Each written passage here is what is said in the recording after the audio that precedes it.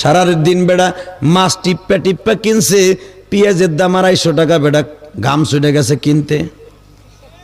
কাঁচামরিচ 60 টাকা কেজি, বেড়া কিনতে কষ্ট হয়ে গেছে, পকেটে 1 টাকাও নাই, রিক্সা ভাড়াও নাই, হাইটটা বেড়া 1.5 কিলোমিটার বাড়িতে আইছে। আসার পরে মাছ কেনার পরে দোকান এই মাংস কেনেনি, পচা কিনে লই আইছে মকাটায়, আর চৌকি গেছে।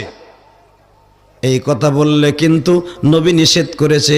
কোনো বেটা কিন্তু খারাপ জিনিস কিনতে চায় না, রাস্তা দিয়ে হাইটা আসতে হয়তো মা একটু দেরি হয়ে গেছে বিদায় মাছটা নরম হয়ে গেছে। তুমি তো বাজারে যাও নাই মা, এই লোকটা তোমার ভালো খাওয়ার জন্য 10টা মাছের দোকান ঘুরিয়া ঘুরিয়া তোমার জন্য কিনে আনছে। হয়তো রাস্তায় বরফের মাছ নরম হয়ে যেতে পারে মা, এই জন্য স্বামীর রাগের মাথায় যদি কিছু বলে ফেলো, স্বামী কষ্ট পাইলে তোমার কপালে জাহান্নামের দড়ি। মহিলারা এখন আমার বুক জনমের বকা বুকুক গা, কথা কন না কেন? বাজার থেকে আসলে স্বামীর রাগের কথা বলা হারাম। 2 নম্বরে ক্ষেতের থেকে আসলে রাগের কথা বলা হারাম। 3 নম্বরে ব্যবসার থেকে আসলে অথবা ব্যবসায় লস খাইয়ে আসলে কখনো রাগের কথা বলা জায়েজ নাই।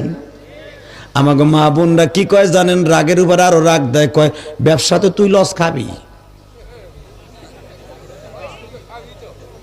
কয় কি কয় না, কয় তুই তো খাবি। বেড়া এমনি লস খাই আইছে, আরো বেড়ারে বাস ডুহাই দিছে। বেড়ায় বাস লইয়া কয় যখন খাইছি তোর এই জন্মের খাওয়া খামু আজকা দে পিটানি। পিটাইতে পিটাইতে খালের মধ্যে নিয়ে ফেলাইছে। এরপরে কয় বাপ তুই আমার ধর্মের বাপ লাগো, আর পিটাইস না। কথা কর না কেন? হাসেন কে? যেটা বাস্তব হচ্ছে তাই বললাম, কথা কর না কেন?